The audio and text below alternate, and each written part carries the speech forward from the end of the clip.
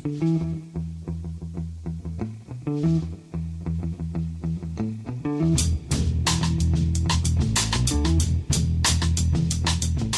and welcome to The Price of Football, the show that looks at the money behind the beautiful game with me, Kevin Day, and Liverpool University's Kieran Maguire. Kieran, how are you? We've come to the end of an exciting week with our book launch, but how are you feeling at the moment? I'm very good. I'm actually quite enjoying international break for once. Just being able to take Finley for longer walks and things like that. And the weather's gloriously sunny, so yeah, all is good. Yeah, gloriously sunny and a bit cold, Kieran, as well, which is great. I actually love international breaks now. Just that weekend off with the tension and the nail biting. Before we start, Kieran, I'd like to thank you and indeed producer Guy, who was shamed into coughing up some money for the marathon march I did on Saturday. And I know many of you out there sponsor us. There's still time to do so.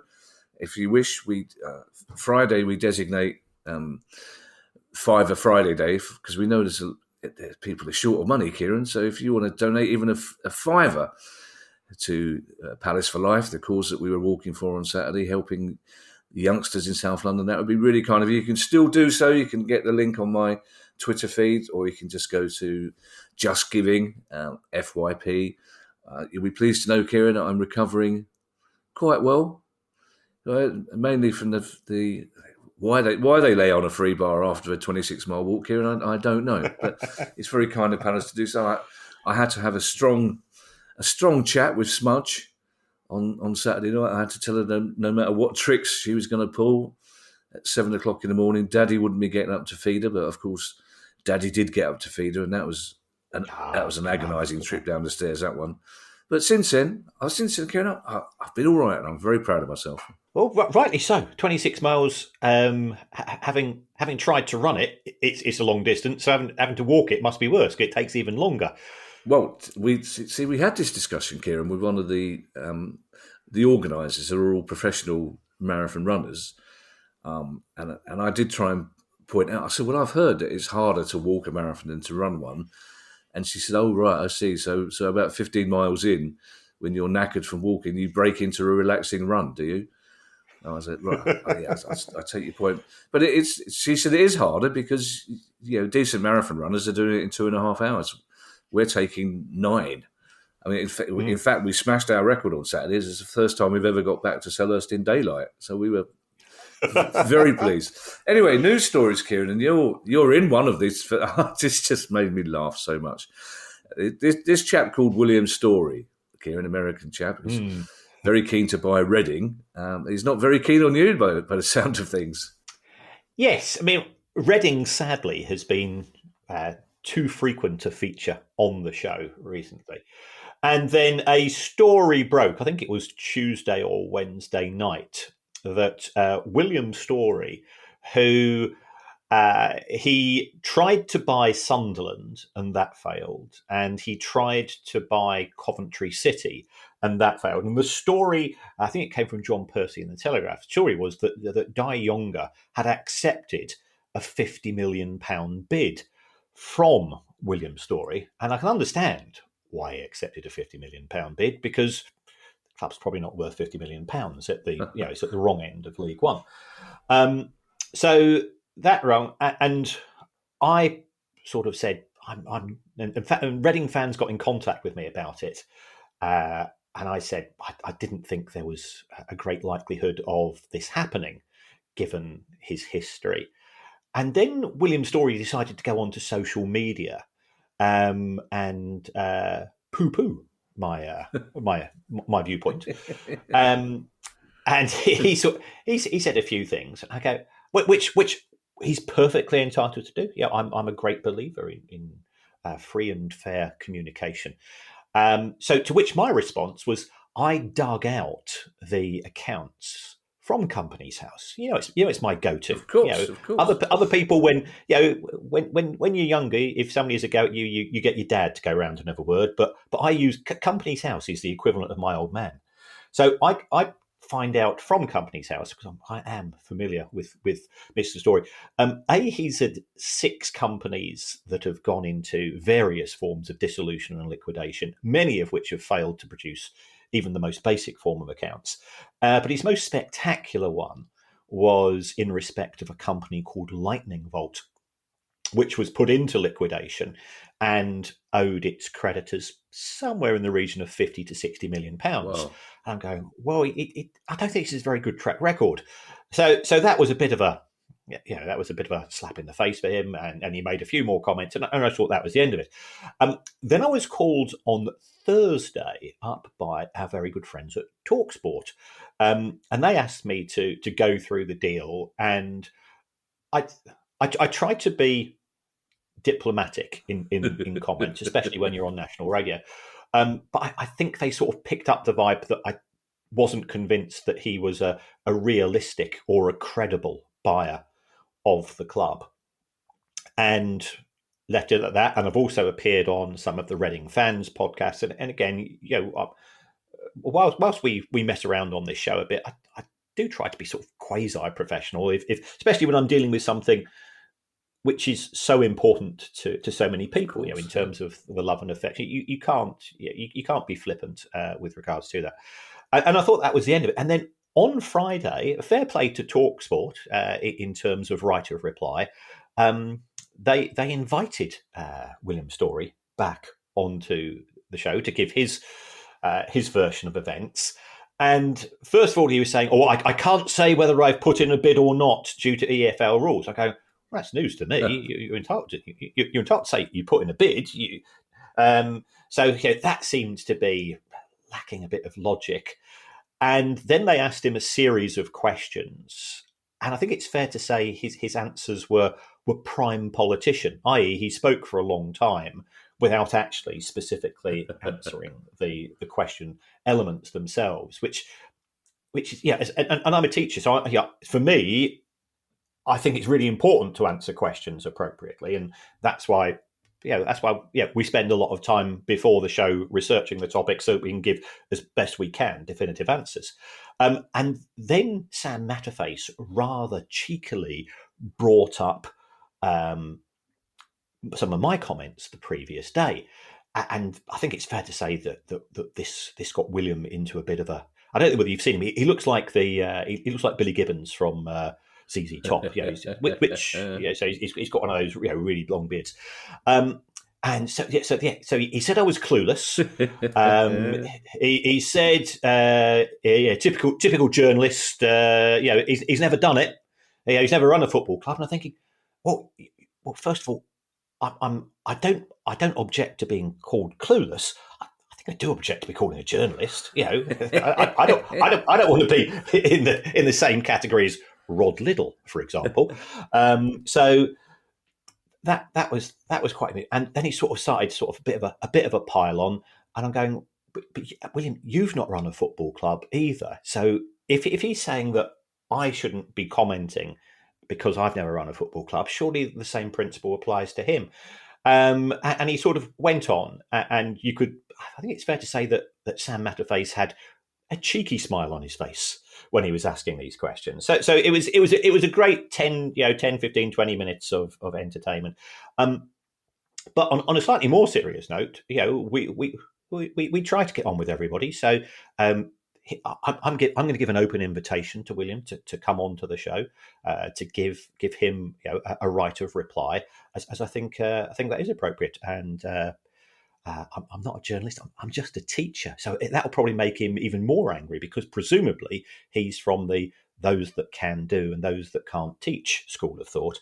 But if you want to come on the show, William, we would gladly welcome you with open arms. Yeah, I think the only problem, Kieran, he'd have to be on one of the shows that aren't brought to you by Manscaped, because that wouldn't be a good look for either party, would it? He sounds cheeky, Sam Matterface, I have to say. I've never met Sam. Apparently he's very nice, but he does sound like he's a bit of a cheeky scamp. I used to get my mum to sort things out. My dad was way too laid back, so the sight of my 5'3" Irish mum rolling her sleeves up had streets in 3 or 4 directions heading for cover. Do you think, Kieran, this sale is going to go ahead to William Storey? Well, in terms of it going ahead to William Storey, I don't think that he has the money. Right. And I say this for a variety of reasons. And look, we cannot corroborate this, but somebody did send me a text message, purportedly from William Storey, explaining why he couldn't pay his five-a-side match subs. Yes, I saw that. So, five-a-side match subs have gone up a lot. I'm not denying that. But I still think there's a bit of a quantum leap between that and 50 million pounds for a club. He's saying, I've not got online banking. I'm going, well, if you're such a corporate genius, as you make yourself out to be, he says, yes, for every failure there has to be a success. You look at some of my relationships going back way back when. There was just failure. There was no success taking place in those. That sounds like the sort of thing Dick Van Dyke would say to his kids in Chitty Chitty Bang Bang, doesn't it? It's you mentioned the word flippant, Kieran. The trouble is, it is very easy. Well, it's very easy for me to be flippant. It's my default setting, but we're flippant about this story and about this man. But for Reading fans, it's not a laughing matter in any way, shape, or form, is it? Because it's a club that's in serious financial trouble. It needs someone to buy it. It seems that this is not the right person to do that. But they do need someone to come to the rescue, don't they? It strikes me. Yes, and having looked at the beefed up version of the Fit and Prepper owners test or owners and directors test, he would appear to pass they brought in a new rule, which means that if you have been associated with 2 football insolvencies, then you cannot be an owner or director of a member. But his other organisations, one was called Sir Les Limited, because I think he once claimed that he got as far as QPR reserves. So he might be a QPR fan for all I know. And perhaps that's the attachment to Reading because they both play in blue and white hoops. But how that links itself to Sunderland or Coventry, I'm not quite sure. So there is a challenge. We're 2 weeks away from payday. That's my concern. They managed to pay the wages last month. Reading will not have generated much cash in October, and the reason for that is that they are League One home games and they don't tend to generate a lot of cash. So my concern is, how is the wage bill going to be paid? What is the latest with regards to HMRC? And there is a fear amongst Reading fans, and I think it's a genuine one, of administration. And some people are saying, well, administration's good. We can clear the decks, get rid of the owner. The downside is immediate 12-point penalty. That's going to increase the likelihood of Reading going into League Two, and they've already had points deductions this season. So it's a very, very sorry situation, and some sort of urgent resolution is required. Yeah, and finally, and there's no need to answer this, Kieran. If he hasn't got electronic banking, it begs the question of how he's going to pay the 50 million quid in the first place. But although at least it's reassuring to know that producer Guy is not the only multimillionaire who's still using cash. But it's questions day, Kieran. But we've got a huge story. Another club that's up for sale. This is almost breaking news coming out of Manchester about one of the potential buyers of Manchester United. Yes, it looks as if, and I think we are 99.999% certain that this is the case, that Sheikh Jassim has withdrawn the offer to buy Manchester United. Now, the offer was to buy all of the shares, I think to clear the debt as well.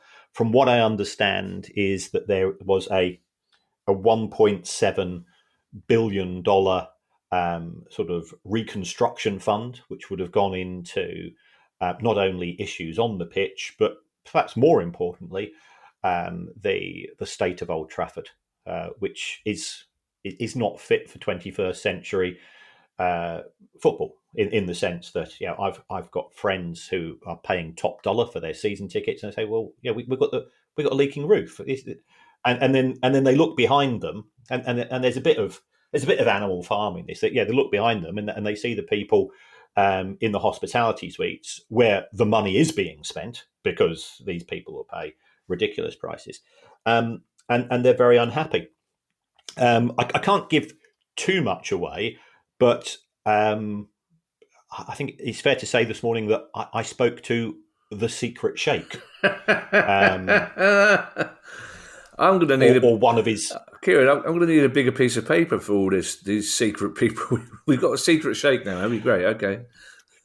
Well, we have, we do now have a network of people who, with, on the promise of anonymity, of which of course, we absolutely respect their positions, are willing to engage with us because I think the show has a reasonably high profile.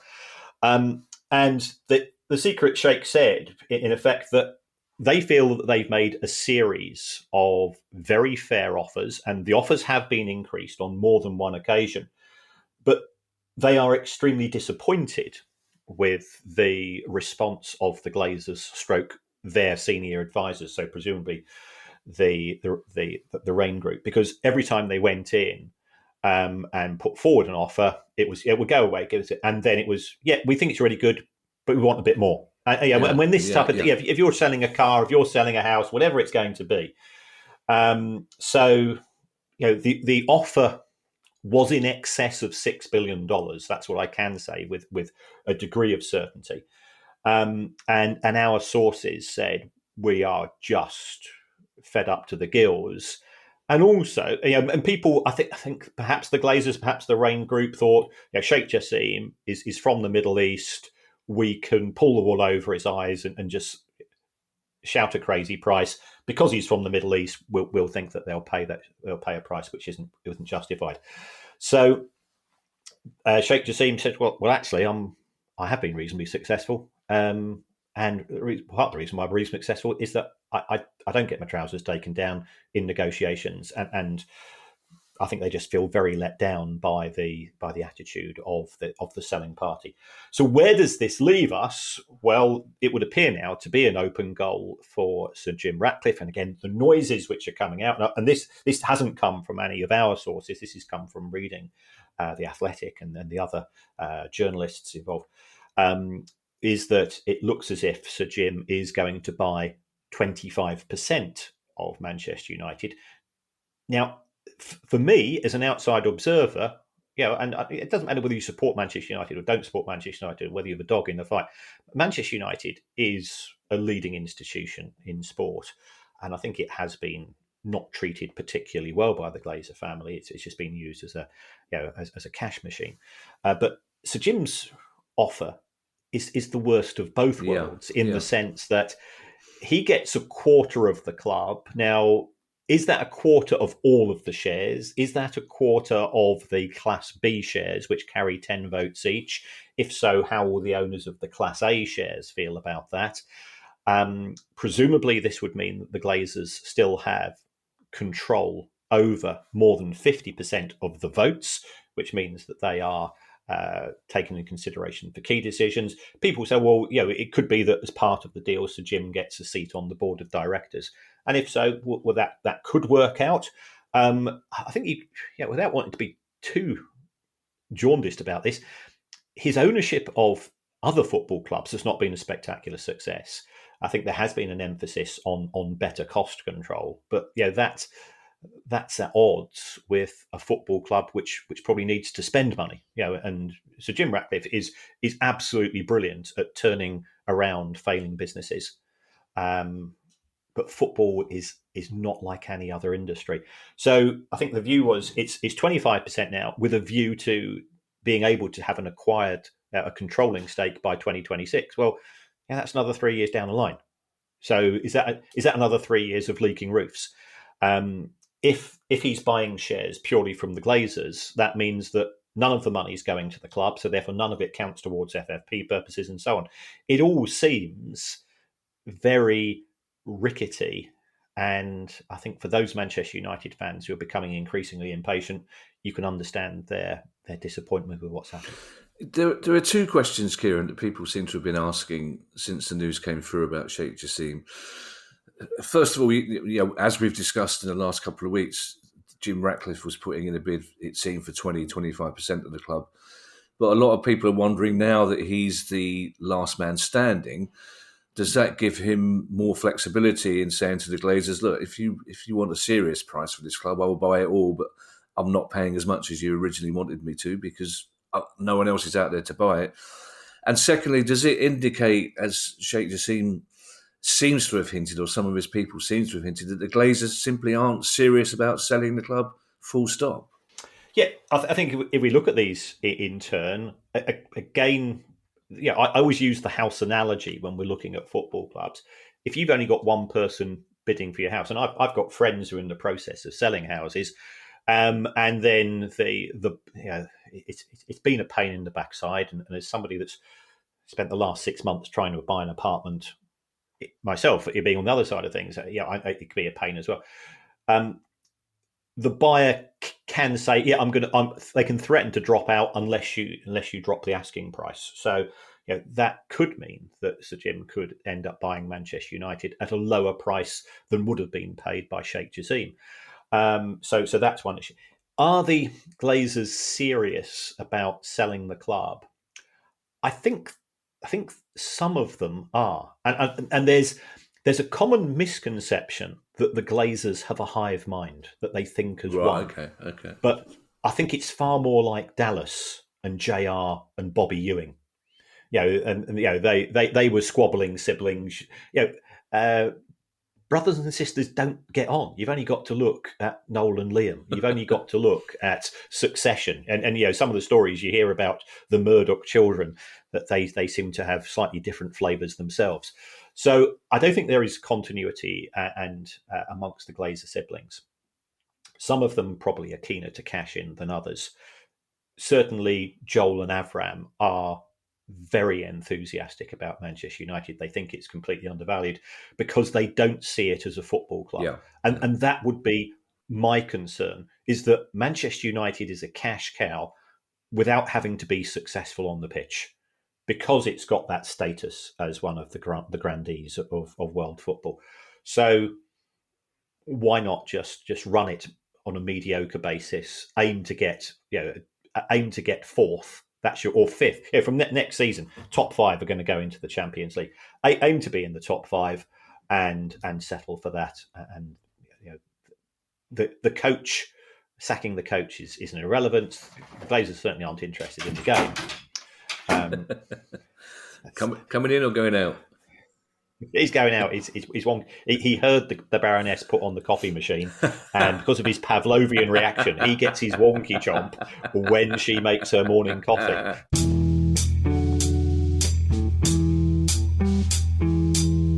This episode of The Price of Football is brought to you by Manscaped. There's no need to hubble, bubble, toil or trouble this Halloween. Manscaped's all-new Handyman is the best way to get rid of that stubble. Featuring a compact design and next-gen skin-safe technology, the Handyman was designed to give you that smooth finish without the mess of a traditional shave. Get the sweetest treat this Halloween by going to manscaped.com and use code PRICEOFFOOTBALL for 20% off plus free shipping. It may be spooky season, but you don't want to scare people with a scraggly beard. Give them something to look at with Manscaped's Handyman. With its skin-safe technology to help reduce nicks and cuts, you can finally feel confident when going for that close shave. It's suitable for wet or dry use, so you can feel free to take it anywhere and everywhere. The compact design and airplane friendliness make this the perfect travel tool for on the go.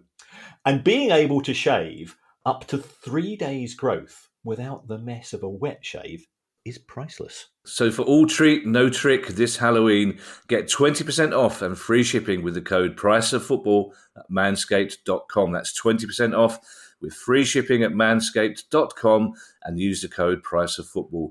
For a look as sweet as candy, get yourself the Handyman from Manscaped.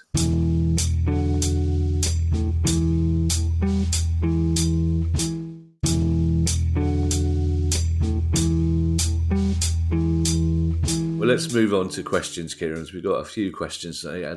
They're always good. The first one comes from Ollie Lewington. I don't know whether Ollie Lewington is related to our much-loved Ray Lewington at Crystal Palace, because I can't tell just by looking at his name whether Ollie Lewington is wearing shorts and has his arm around someone. But it's a good question from Ollie. Ollie says, who gets the money from digital advertising boards around the pitch? Is it the broadcaster, the club, or both? Well, ultimately, those those hoardings belong to the football club, but there are two types of deal with regards to the hoardings. First of all, there's a central deal operated by the Premier League itself, and I think you get so many. The Premier League negotiates for so many 30-second slots per match. And that money is shared equally between all 20 clubs in the Premier League. And it's, we are probably talking a couple of £1 million a season. So it is significant. I can't give the exact figures because for the first time in living memory, the Premier League has decided not to publish it. It used to go and put out a really nice table each year, which shows how much money was allocated to each club in terms of merit payments, facility payments, equal centralised payments for advertising, and so on. And that always used to come out at the end of the season. They delayed it to July in 2022, and this season for whatever reason, they've declined to publish it. And I've emailed them on probably about half a dozen occasions. You know what I'm like. When there's a spreadsheet to be created, I feel a moral obligation to pester people.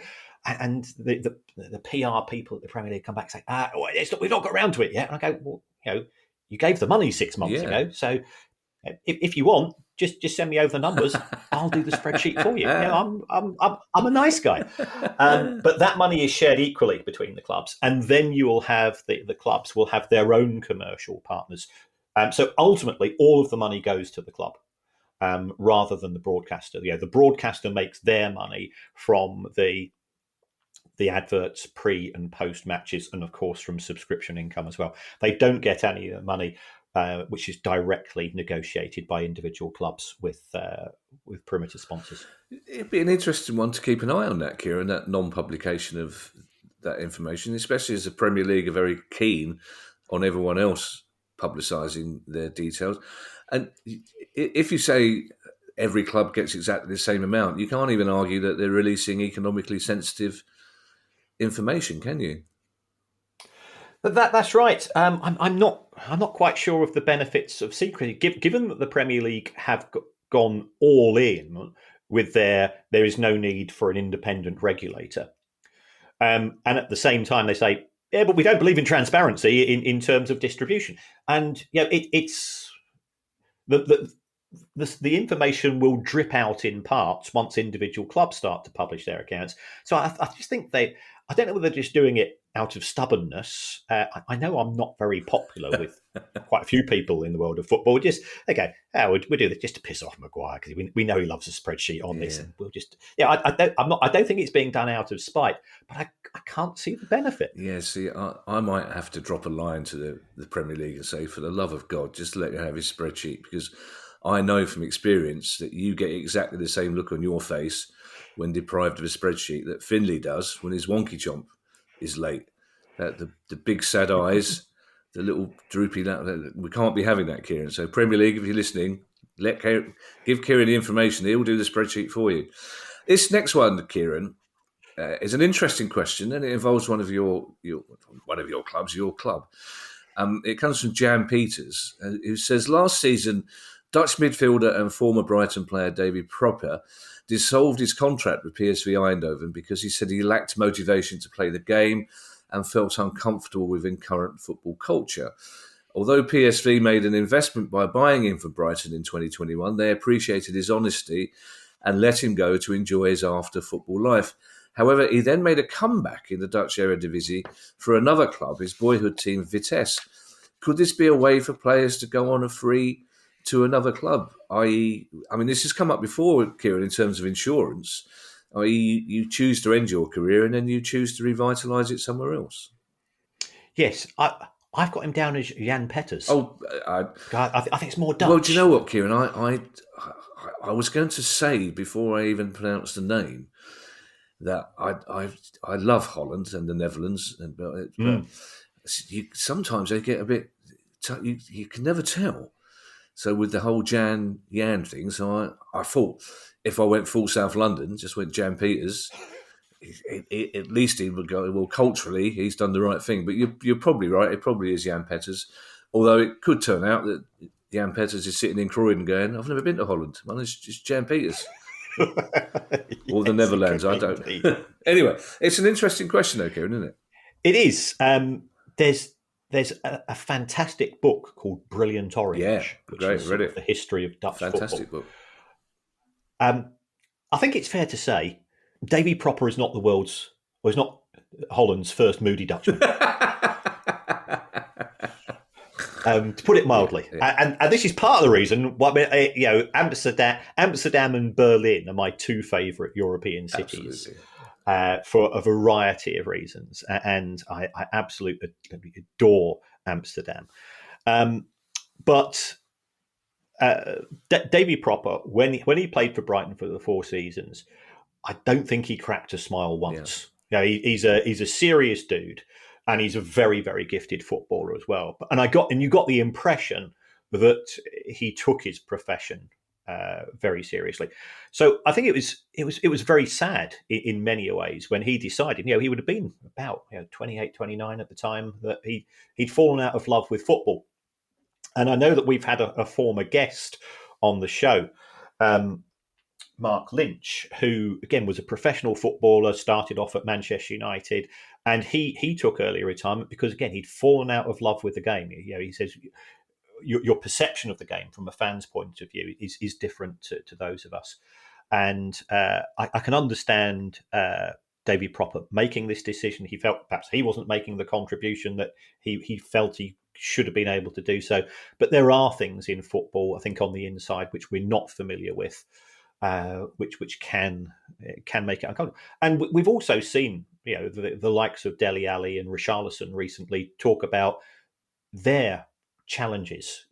In that it's not just all money, cars, glamour, knocking them in from 30 yards, and we are dealing with young men who have got issues, and I suspect Davy Pröpper felt it for the sake of his family and for the sake of his own well-being that he was going to retire.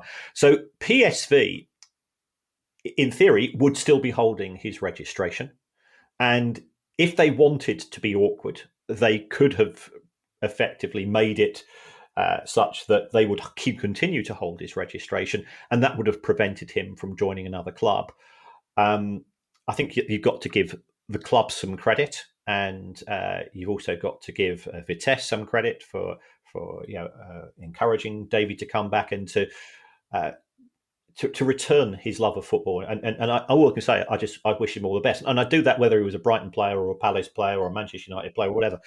But is it a way for players to go on a free to another club? No, the answer is no, because you can still allow the player to effectively take early retirement, but still hold on to his registration, which would prevent him from joining another club.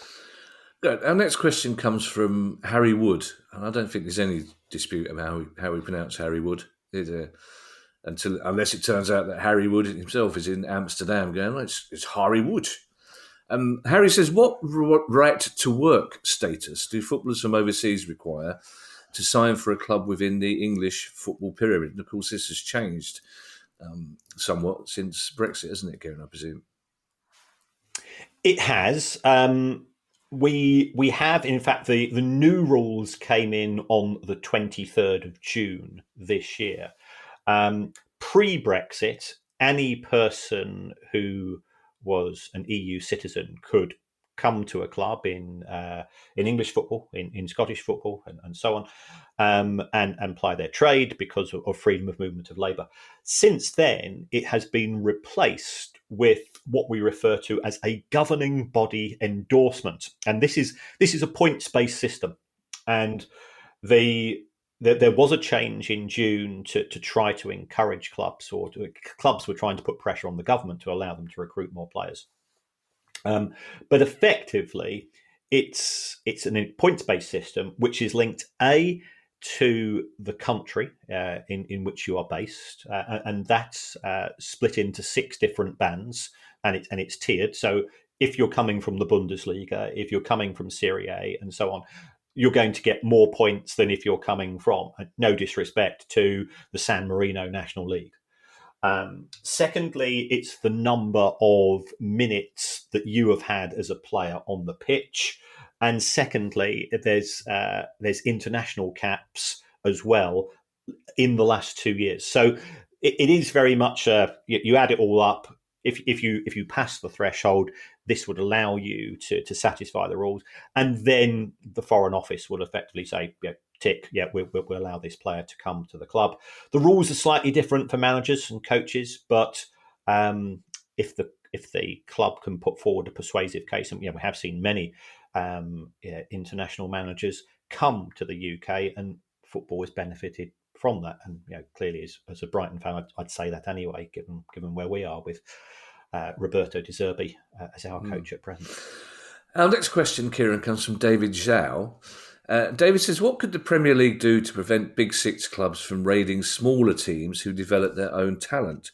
For example, could they impose some kind of financial or other restriction to prevent what's happened to Brighton in recent seasons, or what happened to Leicester a few years ago and Southampton before then? Or is that just the unavoidable fate of producing talents in football? I have to say, Kieran, much as I appreciate David referring to Brighton as a smaller team, I don't think what's happened to them recently counts as being raided recently. It's part of their policy, isn't it, to produce players out of nowhere and sell them at a profit. But David's absolutely right about Leicester and Southampton in particular before that.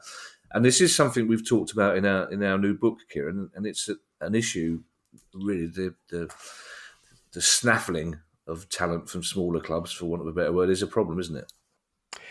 It is, and I'm sort of minded to go back to That Was the Week That Was, and the classic class system sketch involving John Cleese, Ronnie Barker, and Ronnie Corbett. There is a system, and a lot of people look up to others and look down at others as well, as far as the football world is concerned. And you've even got clubs such as Liverpool who were unable to stop some of their players going to the likes of Barcelona, for example. And you say, well, Liverpool are football royalty. So is there anything that could be done? If you talk to people, especially at clubs in the lower leagues, there's a sense of frustration because under the elite player performance plan, a more senior club can come along and take your player with minimal compensation. So all of that hard work that you've undertaken is felt is lost, and that's why we've got some of the smaller clubs saying, well, what's the point of having an academy if we're just effectively being used as an embryonic as part of Chelsea or Manchester City or Liverpool's overall recruitment strategy, and we're not getting adequate compensation. The only thing that can be done is to have more severe forms of financial fair play, which make it more difficult for the bigger clubs to recruit. But it's a horrible thing to say. It's business. Yeah. It's not personal. When these clubs come in, it's not because that they want to screw over Leicester or Southampton or Brighton. Or you think about what's happened at Palace at the time. When Aaron Wan-Bissaka, really promising local player, you wanted him, and then all of a sudden, Manchester United sort of wave the big checkbook. You think about loss of Ian Wright, who club legend at Palace and so on. So it is part of the game, and then I know when I talk, I've got some friends who support Swansea who said, the way that Brighton came in and just snaffled Graham Potter just by offering a bit more money. So it always hurts when you're on the receiving end. But I think there's very few. Well, there's no Premier League clubs, and I suspect there's no clubs in the Championship as well who haven't done the same to clubs in League One and League Two. It's the nature of the system. So unfortunately, David, I think it is an unavoidable fate unless we move to a an NFL style of player distribution, which isn't going to take place because football is a sport, whereas NFL and NBA are forms of entertainment which just happen to involve a sporting element. And the focus there is making profits. It's not just smaller clubs, Kieran, giving up on their academy system. I mean, Brentford did as well. Huddersfield certainly have, because they said pretty much all they're doing is bringing through young talent that have been missed by the bigger clubs, and the bigger clubs suddenly go, oh, hang on, we're not missing them now, and they just walk in and take them. So our next question, Kieran, is you've got me paranoid about pronunciations now. I'm going to say Josh Gian, because the Gian is spelled Jehan, and I'm presuming it's like Behan, as in Brendan Behan. But if it's not Josh, I apologise. But it's a lovely accounting question for you, Kieran. We know it has a little special treat for you, a little half a wonky chomp on a Monday morning to throw at you. Josh says, how are loan fees accounted for? With loans for players becoming increasingly popular, they often carry with them a loan fee now. For example, last season my club Leeds signed Weston McKennie for a reported loan fee of €1.2 million. Are they expensed immediately when the player signs, or are they treated as a prepayment and released throughout the period of the loan? Right. I think we need to look at this from the point of view of both the selling club and the buying club in terms of both sides of the loan. The selling club will normally recognise it as other income. Now, some clubs are really good. Arsenal, for example, Arsenal showed that they made just under £2 million from loaning out players in 21-22. Other clubs hide the figures. If you are the club that is acquiring the player, nearly all loans will start once the transfer window kicks in, and the transfer window normally kicks in after the start of the financial year. So therefore, it would be a cost which gets expensed in the year. And some loan fees can be, we are talking, 4, 5, 6 million pounds for the likes of Romelu Lukaku and so on. So it does all take place in the accounts in the year, unless it is a 2-year loan deal. And I know that Chelsea had a few of these under Roman Abramovich, in which case you'd spread the benefit over the 2 years.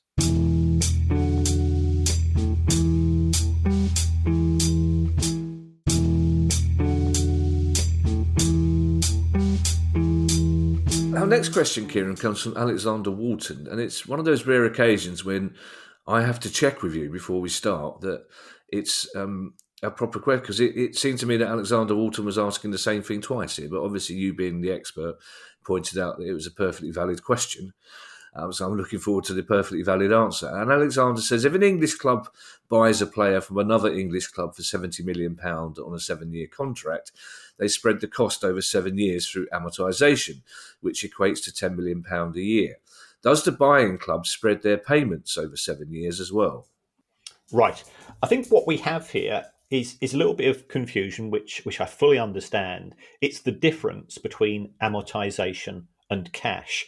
And I think the best way to look at it is to say that there will actually effectively be two contracts. First of all, there will be a contract between the buying club and the selling club. And that contract simply says that the buying club is willing to compensate. So when Palace sold Aaron Wan-Bissaka to Manchester United offered Palace £45 million compensation. And then there would be, within that particular contract, it would be, right, we're going to pay you £15 million now, we're going to pay you £15 million in 12 months' time, and we're going to pay you £15 million in 2 years' time. So that would be the contract for the transfer of the registration, and that would deal with the cash part of the deal. Independent of that, the player would sign a contract with Manchester United, which says, I am willing to transfer my registration, and I'm willing to sign for you to have my registration lodged with Manchester United for 5 years. Now, that is how amortisation is dealt with. So you say, well, £45 million over 5 years gives us a figure of £9 million. So we've got something happening between two clubs, and you've got something happening between the club and the player, and that's why we get a divergence in terms of how the money is dealt with from a cash point of view and from an amortisation perspective. Right. Alexander, I owe you an apology because that turns out to be a really good question.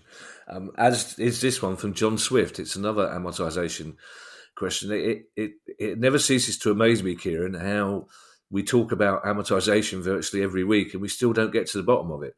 There's still another question to be asked about amortisation. And John Swift has this question, as I said, does a deal continue to be amortised after a player has been sold to another club? For example, let's say I buy a player for a transfer fee of £80 million on an 8-year contract. That gets amortised as £10 million each year. If after 4 years I sell the same player for a fee of £40 million, do I make a profit on that player of £30 million in the year I sell them, then still have 3 years of £10 million as cost for the original 8-year deal? Or would the £40 million I made just cancel out the £40 million I still owe, and I would break even on that player for all 4 years? Okay. The registration of the player is shown as an asset in the accounts. Now, an asset is something that the club controls and something which generates economic benefits, i.e. it generates income. So if you've got a player who is still in your squad, you control the player in the sense that he can only play for you or she can only play for you and they cannot play for any other club. And secondly, they generate economic benefits because people come to see the talent. So it's the player is an asset. Once that player moves to another club, you no longer control the player, and they're no longer generating income. So you can no longer treat them as an asset. So you take them out of the accounts, and you take them out of the accounts, what we refer to as book value, which was the original cost of the player, less the amortisation to date. So in the example that John gave, let's say that we sold that player for £60 million. He'd been there, he'd signed for 80 million, been there for 4 years, so his book value was 40. We sold him for 60. So you take the player out and you say, well, in our books, he's got a value of 40. We've sold him for 60. And that's how you get profits in relation to player sales. So every time you sell a player, you either make a profit or a loss from the accounting side of the deal, but the player's original transfer fee disappears from the books because you can no longer treat it as that. And I'm equally alarmed at the number of references to amortisation. It must be an absolute nightmare for you. At least I teach this for a living. I'm worried. I mean, because the Baroness, she's even started using it as well. And if I pass away before her, is she going to have on my gravestone, "Not dead, just amortising"? That's my concern. Good. Don't be concerned for me, kid. I'm genuinely interested in every question we get and every answer that you so brilliantly give. The only problem is my short-term memory is I just can't remember them, which is great in terms of presenting the pod because I can be genuinely surprised, but it's not so good when strangers sidle up to me in the street and say, "I've just bought this player over an 8-year contract. What happens? I don't." It's fascinating, Kieran. Of course it is, and those of you who need explanations about how amortisation works, then there's a book coming out that we may mention. It's out that I think gives a very interesting and succinct and slightly entertaining version of how it all works. Our penultimate question, Kieran, comes from Neil Adred, and it's about a concept that we have spoken about before. And again, this is something I'm looking forward to the answer. Neil says, last season, King Power Group converted Leicester's loans to equity. What does this actually mean for the club? And is it something to do with FFP? As like most fans, including me, Neil suspects that everything that anybody does is to do with FFP. Yes. The difference between a loan and a share is that if an owner loans money to a football club, then there is an obligation at some point in time for the club to repay that. But I think we've often used the analogy of bank of mum and dad. My kid comes to me and says, any chance of $5,000 for a holiday or for a car or whatever it's going to be? And I say, how's that wish? He says, well, I'll borrow it. I'll repay it. Now, I know that he's never going to repay it. He knows that he's never going to repay it. But nominally, from an accounting point of view, he's got an obligation to repay me at some time. Whereas the way to think of a share issue, it's a gift. And because it is a gift, the first £90 million that an owner gives to a club in the Premier League over a 3-year period, and the first £24 million that an owner gives to a club in the EFL Championship over a 3-year period, they count towards FFP. Right. Okay. So in the case of Leicester, I've sort of looked at the small print, and it's a little bit unclear. If they're going to say, well, it's no longer a loan and it's now equity, it could, in theory, count towards financial fair play calculations and be a boost for a club such as Leicester. What does it mean in practice? No cash taking hands. The accounts look better because you've got, it's showing that you've got less debt. So it's more of a cosmetic exercise, but it could have FFP repercussions as well. I may be exaggerating a little, Kieran, but our final question, as I think what is today's 110th mention of Brighton and Hove Albion, Yes. I think people are starting to think to themselves, well, if I mention Brighton in a question, it might get answered. That might rebound on people. Oh, actually, I don't. I take. To be fair, I take no interest in what questions are put to me. It's just sorted out by producer Guy. Also, to be fair, this question is about Brighton, so I suppose he would have to mention it in those circumstances. And it comes from Rob Platts. And Rob Platt says, you've mentioned before that Brighton has a free fan travel scheme. How much would it cost for other Premier League teams to implement similar measures? Do they have a free fan travel scheme at Brighton, Kieran? They do. As part of the planning permission for the Amex Stadium, they had to have a sustainable transport policy. Okay. Or, as the Prime Minister would say, they hate an anti-motorist policy. So if you live in a radius of probably around about 30 miles, it goes as far as sort of Eastbourne, Littlehampton, Haywardsheath. In a radius of around about 30 miles, you can use the trains, you can use the bus. You can get the bus from Tunbridge Wells to the Amex Stadium on a Saturday morning, and it will cost you nothing. If you have a match ticket. If you've got a match ticket, yeah. So you show your match ticket. And then they've got a park and ride scheme as well, which effectively buses you in. And that's partly due to the fact that where the stadium is, it's sort of hemmed in partly by the universities. And also they didn't want to bespoil the magnificent Sussex Downs by sticking a load of concreted car parks. So that is a very significant cost to the club. Now, I was hoping to contact the club this morning, but I genuinely didn't have enough time to do so. We estimate it's somewhere in the region of £1.5–2 million a season is the cost. So that's for a club of the size of Brighton, which has got 30,000 capacity. Right. Sorry, can I interrupt there, Kieran, just to ask you a question on that before I forget? So it's not subsidised at all. It's all paid for by Brighton. Yeah, it's free. It's free from in that particular range. Now, if you want to use the car parks of Sussex University and so on, I think it will cost you £15. So, but then it will cost you a fortune if you car park anywhere near a real football ground.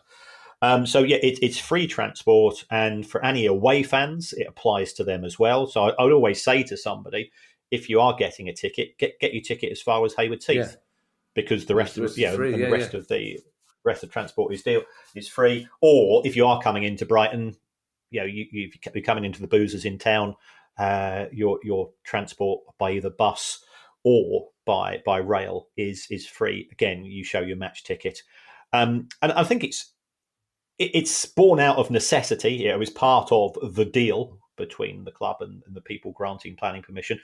So I think you could probably scale that up when looking at other clubs. So, if it's costing Brighton, let's say £2.5 million, then Manchester United, you'd be looking for two and a half times that.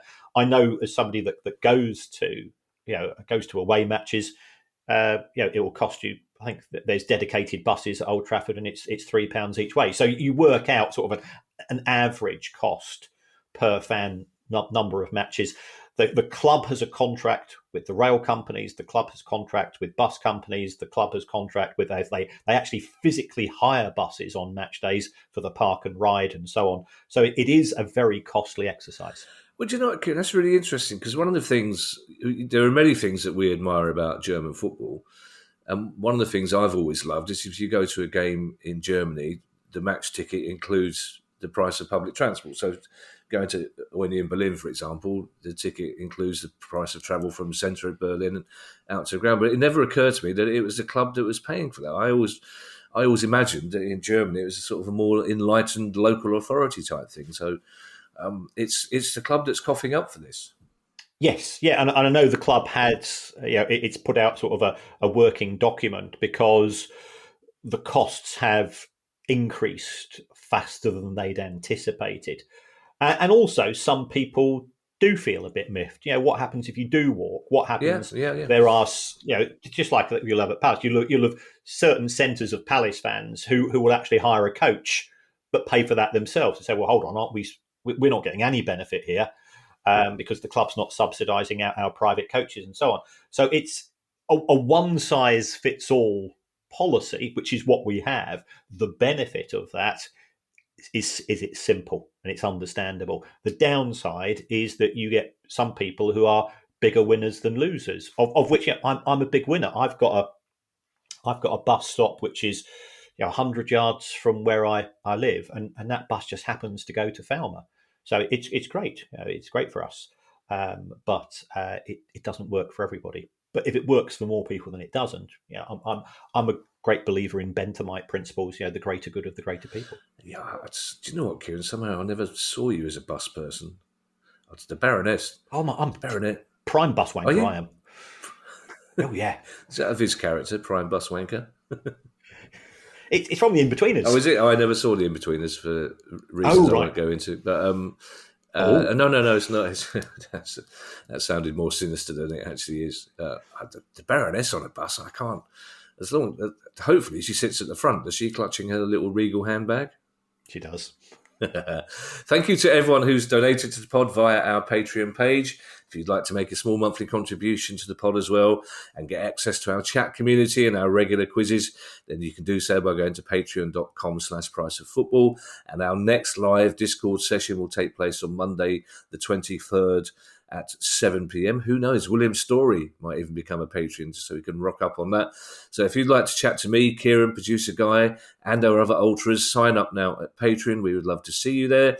If you have a question you'd like answered on the show, email us at questions@priceoffootball.com. There are 2 Price of Football live shows coming up. We'll be at the Lowry Theatre in Salford on October 22nd. That's next Sunday. And then the Royal Yacht on Jersey on November the 7th. To get your tickets, there are some left still, not that many, but to get your tickets, go to priceoffootball.com or to the venues themselves. We'll be bringing some books with us, so if you haven't got a book yet, then you'll be more than welcome to buy one and get yourself one of those really rare unsigned copies. But also another way to buy the books or get yourself a Price of Football t-shirt is to go onto our website at priceoffootball.com. We'll be back on Thursday with our usual news pod. In the meantime, I shall hand you over to Mr. Kieran Maguire for his customary farewell. Well, thanks as always to everybody. I'm delighted to say that we're recording this Sunday morning. We are number 2 in the most wanted gifts football books section. Are we? Oh yeah, we are in the Amazon chart. So that is quite touching. If you've got a friend who sort of likes football a bit-ish, and is slightly, a little bit edgy, a little bit different, I think it's an absolutely fantastic book. But we would say that. Yeah. And we're really looking forward to seeing everybody at the Lowry next Sunday. And we're delighted to confirm that Chloe Horrocks, who was a very popular guest on the show recently, she's from Manchester United. She's head of travel operations. She'll be giving us the full works in terms of what it's like to buy a ticket for the Champions League trophy, which she had to do on one occasion. There's a story about Chelsea which can't be said on the show, but perhaps we'll try and persuade Chloe to tell us the Chelsea story, and so on. So it'll be great to see you, and also Rory. And we can I think we can now confirm that it's not. We won't be doing the Price of Football live, but we're coming to Dulwich Hamlets on the 15th of November, and we're just going to do sort of a Q&A in terms of the book and have a bit of a literary chat there as well. So if you're a hipster, then you know where to come to. And I think that will be on the Dulwich Hamlets website itself. Yeah. There's one other way of supporting the show, and that's to give us a review. Give us a book review, actually. Go onto an Amazon, or you can go to your podcast producer and give us a review. It doesn't matter what you say. You could even say you would rather have the show presented by William Storey and Mary Beard. And I think there'll be only one winner. She'd wipe the floor of him, wouldn't she? Absolutely. I love. She's a good writer. She's a great presenter as well. So she's got her book is number 3 on my most wanted gifts book. I like the fact because I don't go near reviews or charts, so it's nice to get the occasional bit of good news from you, Kieran. It's lovely. Thank you. Bye, everybody. Bye. The Price of Football.